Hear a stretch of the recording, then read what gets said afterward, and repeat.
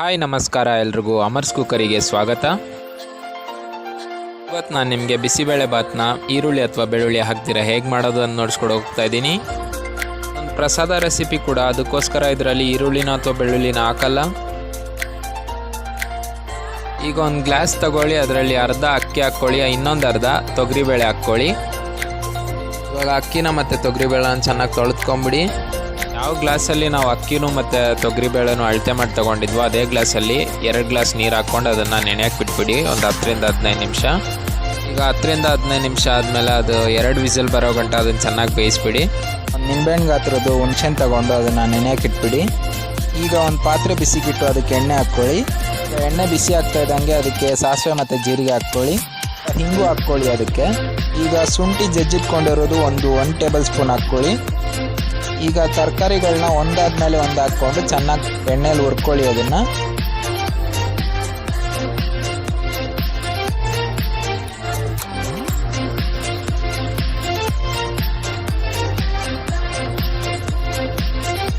ಈಗ 1 ಕಪ್ಪು ಕುಯ್ದಿಟ್ಕೊಂಡಿರೋ ಟೊಮೊಟೊ ಹಾಕ್ಕೊಳ್ಳಿ.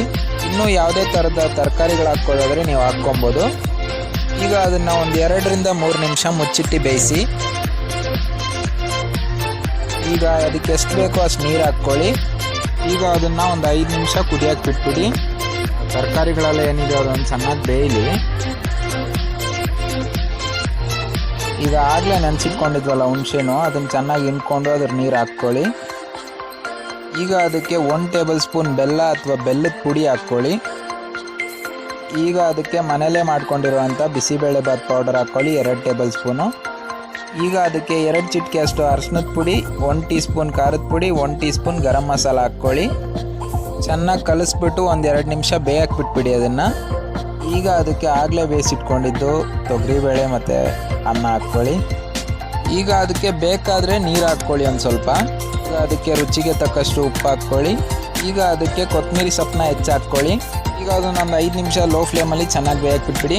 ಈಗ ಒಂದು ಕಡಾಯಿ ಬಿಸಿಗಿಟ್ಟು ಅದಕ್ಕೆ 2 ಟೇಬಲ್ ಸ್ಪೂನ್ ತುಪ್ಪ ಹಾಕ್ಕೊಳ್ಳಿ. ಈಗ ಅದರಲ್ಲಿ ಕಡಲೆ ಬೀಜ ಮತ್ತು ಗೋಡಂಬಿ ಹಾಕ್ಕೊಳ್ಳಿ. ಈಗ ಅದು ತುಪ್ಪದಲ್ಲಿ ಚೆನ್ನಾಗಿ ಹುರಿಲಿ. ಕಡಲೆ ಬೀಜ ಮತ್ತು ಗೋಡಂಬಿ ಎಲ್ಲ ಚೆನ್ನಾಗಿ ಹುರಿದಾದ್ಮೇಲೆ ಅದನ್ನು ತುಪ್ಪದ ಸಮೇತ ತಗೊಂಡು ಅದನ್ನು ಬಿಸಿಬೇಳೆಬಾತ್ಗೆ ಹಾಕ್ಕೊಳ್ಳಿ. ಈಗ ನಮ್ಮ ಬಿಸಿಬೇಳೆಬಾತ್ ರೆಡಿಯಾಗಿದೆ. ಇನ್ನೂ ಈ ಥರ ತುಂಬ ಅಡುಗೆಗಳು ನೋಡೋಕ್ಕೋಸ್ಕರ ನನ್ನ ಚಾನಲ್ ಸಬ್ಸ್ಕ್ರೈಬ್ ಮಾಡಿ, ಹಾಗೆ ಆ ಬೆಲ್ ಐಕನ್ ಒತ್ತಿ.